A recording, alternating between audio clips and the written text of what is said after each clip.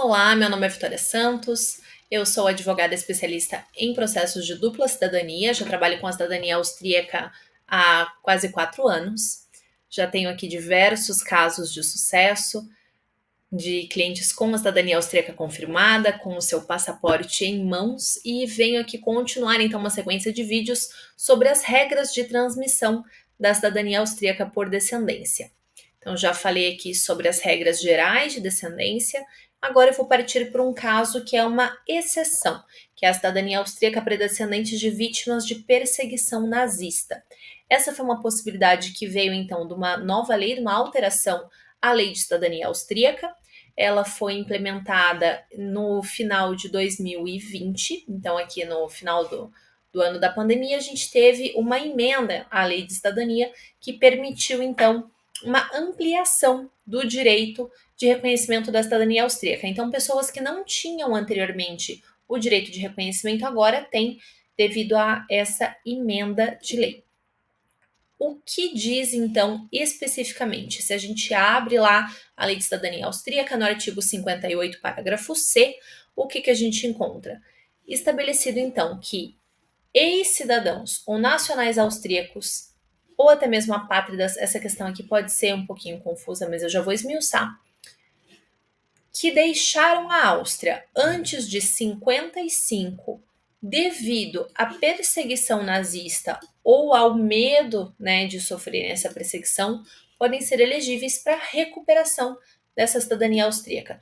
Então, quem que essa lei visa beneficiar? A gente teve ali na história da Áustria e da Alemanha um período muito tenebroso, que foi o período em que o partido nazista esteve no poder. E esse partido exerceu a perseguição sobre diversos grupos populacionais que estavam presentes ali na Áustria e Alemanha durante o seu período de governo. A gente pode notar aqui uma das coisas que mais chama a atenção é esse período ampliado, porque o partido nazista esteve no poder de fato de 1933 até 1945. Só que a gente tem ainda mais 10 anos aqui quando se fala em Áustria, porque por causa de um raciocínio que se tinha na época, que era de combate ao antissemitismo. Então, demorou um tempo até que, de fato, a sociedade se organizasse de tal forma que essa perseguição não existisse mais factualmente, apesar desse partido já não estar mais governando. Então, por isso que a gente tem nessa lei um período ampliado. Então, eles conferem mais 10 anos para que a gente possa adequar esse lapso temporal aos cidadãos, né, que de fato fugiram ali da perseguição ou que, enfim, vieram a óbito em decorrência dessa perseguição. Então, coisas que a gente precisa analisar. Primeiro, né, se você tem um antepassado que você acredita que possa, né, se enquadrar nesses requisitos legais, quais são os critérios que você precisa verificar, o que a gente vai levar em conta numa avaliação de viabilidade.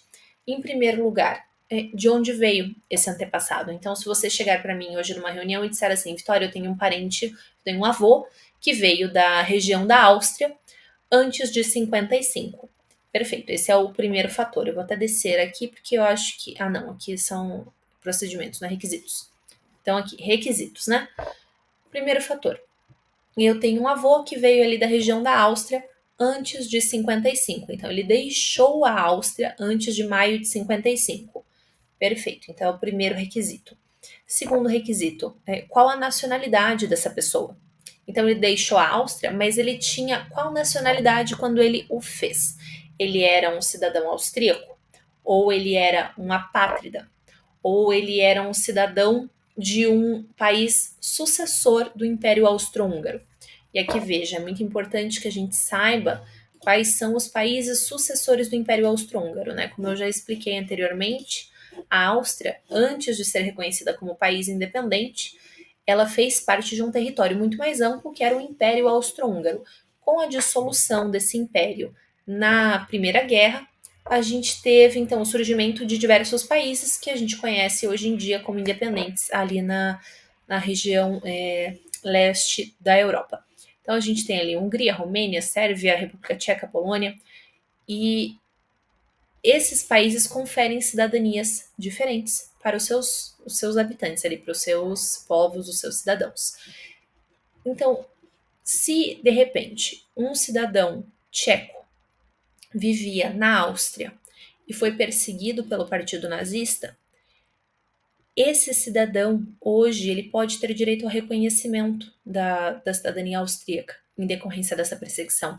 Por isso que essa lei é tão especial, mas é necessário que todos os requisitos sejam cumpridos. A Áustria é um país extremamente legalista. Não basta que parte dos requisitos se encaixem e outros não. É preciso que tudo se encaixe, que todos os quadradinhos sejam ticados para que a gente consiga dar continuidade no seu processo. Então, voltando aqui para os requisitos. Primeiro, né? Quando que veio esse imigrante para cá? Foi antes dessa data? Perfeito. Um quadradinho tá ticado. Qual era a nacionalidade desse imigrante quando ele veio para cá? Ele era austríaco, ou apátrida, ou nacional de um país sucessor do Império Austro-Húngaro? Mais um quadradinho que vamos ticar. Tá? Isso é muito importante. Porque é muito comum que eu receba aqui solicitação de cidadãos russos, que anteriormente eram russos. Então a gente até pode, ou até mesmo iugoslavos, né? Então a gente até pode enquadrá-los nessa questão da apatridia, mas às vezes a questão da perseguição não vai ser comprovada. Então vamos chegar aqui ao último requisito, que é o de ser vítima da perseguição nazista. Como que a gente comprova esse requisito? Através de documentação. Então, assim, é muito doloroso, né, a gente buscar esse tipo de documentos, é muito difícil a gente expor, às vezes, para as famílias essas situações, mas nessa época, ali na região da Áustria, da Alemanha, o terror ele era muito organizado e muito bem documentado. Então a gente tem evidências de uma perseguição direta. Então é possível localizar ainda documentação que demonstre uma perseguição direta a diversas pessoas, a diversos imigrantes. Então, localizando esse tipo de documentação, seja que a pessoa foi encaminhada para um campo de concentração ou para um campo de trabalhos forçados, desde que exista documentação nesse sentido, a gente comprova esse tipo de perseguição direta, tá? Quando que a gente conforma a perseguição de forma indireta? Quando o seu antepassado pertencia à religião judaica, quando a gente tem evidências de que seu antepassado era judeu ou tinha ali uma origem israelita.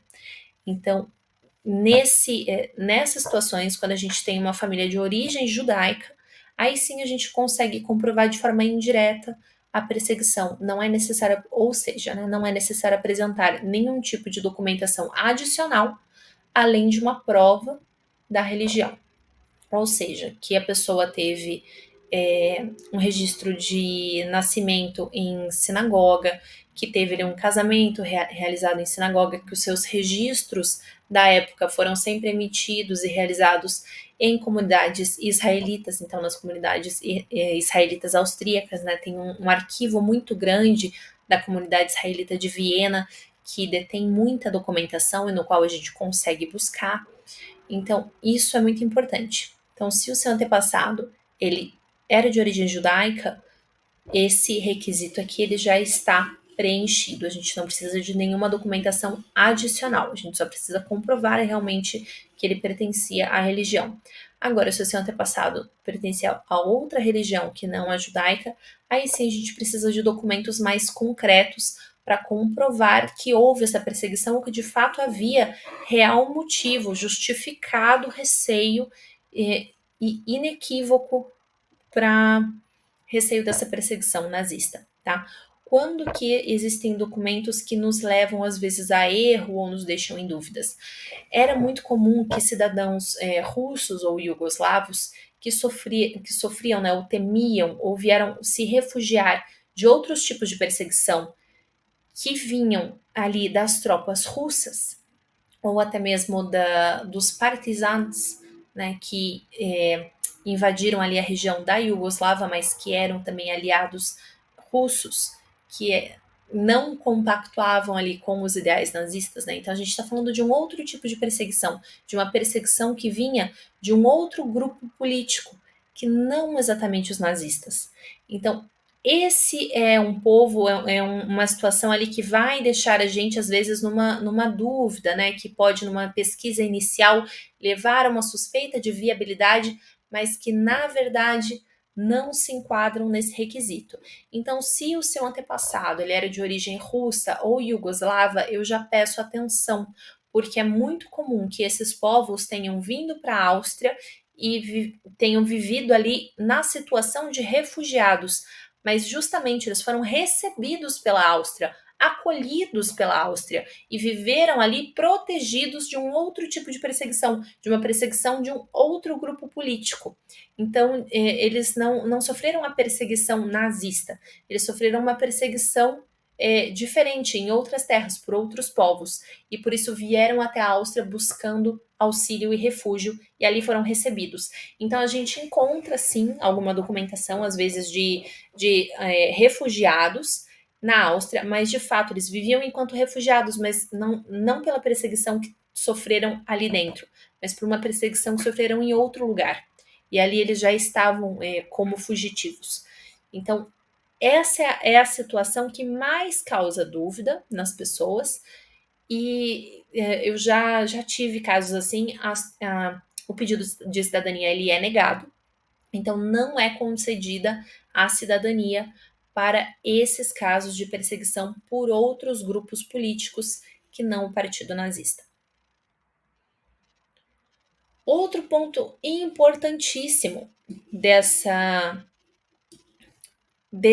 situação especial, tá? Dessa alteração de lei, é que aqui manifestamente a lei nos diz de forma clara que você pode manter a sua atual nacionalidade ao obter a cidadania austríaca.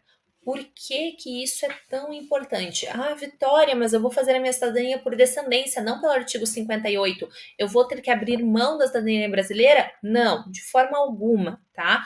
São situações diferentes. Eu vou explicar isso no vídeo da naturalização. Por quê? Esse artigo 58, ele é uma naturalização simplificada, extremamente simplificada, mas ele é uma naturalização, tá?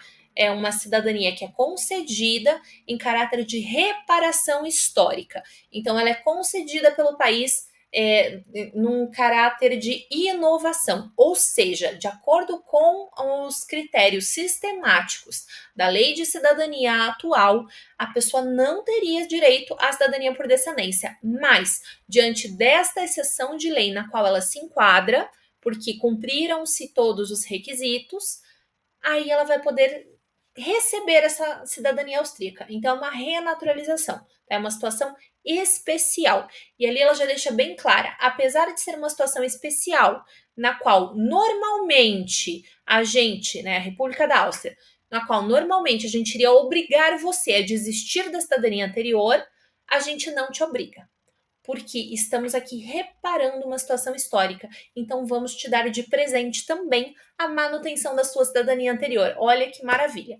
Então é muito positivo isso para a gente. É realmente uma inovação ao pensamento austríaco, ao raciocínio jurídico que se tem na Áustria em relação à dupla cidadania. Isso aqui é extremamente positivo. Então, em nenhum momento você tem que se preocupar com o risco de perder a sua cidadania brasileira ou outra anterior que você já tenha. Tá? Fazendo esse procedimento, você está legalmente autorizado a manter as duas cidadanias, apesar disso aqui ser uma naturalização. Tá? Então, vamos lá. Quanto ao procedimento, o que tem de diferente, né? Se você fizer esse procedimento aqui, ou se... Por que ficou isso? Então, o que tem de diferente num procedimento tradicional de cidadania por descendência para esse procedimento especial? Primeiro, né, que a gente precisa comprovar ali os requisitos legais para confirmação, que são requisitos diferentes. Então, veja que aqui eu não falei em momento algum sobre legitimidade, transmissão paterna, transmissão materna, porque isso aqui não importa. Então, essa foi uma porta justamente aberta para aqueles descendentes, inclusive de linhagem materna, que não teriam direito pela transmissão tradicional, mas que aqui tem, porque justamente é uma concessão, é uma lei especial que abrange esses descendentes também. Outro ponto: os documentos devem ser apresentados em original na embaixada. Aqui não se aplica consulado austríaco, tá? Esse procedimento é somente na embaixada da Áustria em Brasília. Outra questão é que não é obrigatória a presença dos interessados, dos requerentes, né, na embaixada. Por quê? Porque eu consigo protocolar através de procuração. Então, você realizando o processo comigo, você não precisa sair de casa para realizar esse processo de confirmação. Com uma procuração em meu nome, eu consigo protocolar o processo para você e realizar todo o acompanhamento até a confirmação final da sua cidadania austríaca. Isso porque eu sou advogada registrada na Europa, tá? Então eu tenho esse registro e eu tenho também o registro adicional frente às autoridades austríacas para que eu possa realizar esse reconhecimento pelos meus clientes. Então, os meus clientes não se preocupam com procedimentos adicionais, com regularização em cartório, com ter que se direcionar ali à embaixada. Eu faço tudo por eles, então eles ficam descansados que o processo vai correr bem. Tanto porque já houve uma pré-análise, a gente faz ali sempre uma análise minuciosa em relação ao direito da pessoa, porque eu não gosto de trabalhar com processos inviáveis. Então a gente só dá entrada em processos que têm altíssimas chances de sucesso, que têm tudo para serem confirmados. E depois, toda a montagem da pasta também é feita de uma forma muito minuciosa, os documentos sempre corrigidos, traduzidos da melhor maneira, a tradução tem que ser juramentada, então tudo é feito da maneira mais minuciosa, mais cuidadosa, para que você tenha tranquilidade. Então, meu objetivo é trazer tranquilidade, despreocupação. Já lidei com centenas de casos, já tenho aqui diversos clientes já de passaporte na mão. É um processo muito rápido, muito tranquilo, quando é bem feito. Então, esse é o ponto principal. É sempre muito trabalho antes para que lá em Viena, lá no MA35, ele corra ali da melhor maneira, da maneira mais rápida e mais tranquila para confirmação do seu processo. Isso aqui também é um processo muito bom, porque como ele é uma naturalização, o nome da pessoa ele fica exatamente conforme o registro brasileiro. Então não tem procedimento de alteração de sobrenome que a gente vê ali na cidadania, nos processos tradicionais, né? No processo comum de descendência. Então aqui a gente não vê essa figura da alteração porque o seu nome já vem conforme os seus registros e documentos brasileiros. Então também tem menos essa etapa. Ele é um processo mais rápido, mais barato, mais tranquilo de se fazer. Então, quando existe a possibilidade de enquadrar os descendentes nessa alteração aqui do artigo 58, é sempre muito positivo ali. Eu falo sempre que é o melhor dos casos, né? É uma situação terrível, mas que hoje reflete num direito ali que é muito positivo. Então, fico feliz de trazer aqui mais essa possibilidade para os meus clientes, para vocês. Espero que tenha ficado claro. E qualquer dúvida sempre podem entrar em contato comigo. Fico à disposição.